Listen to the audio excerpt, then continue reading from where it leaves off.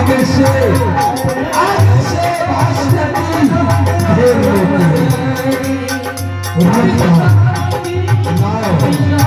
लाओ ये बच्चा,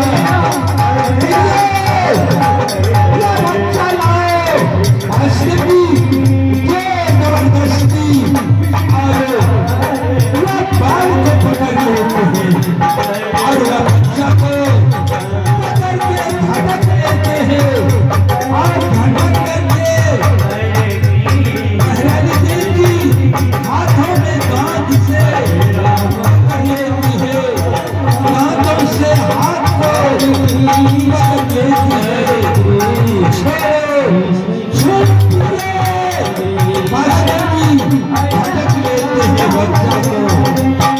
महारानी देवी अपने पुत्र के लिए अपने सर पे उठा करके, कहाँ है मेरे लाल, कहाँ है मेरे लाल, अपने सर पे उठा करके पटक रही है। आज कोई सहारा करने वाले नहीं, महारानी देवी बुझती है। आज महारानी देवी के लिए चंडाल उसका पतिनाथ वो गोदी से मंत्री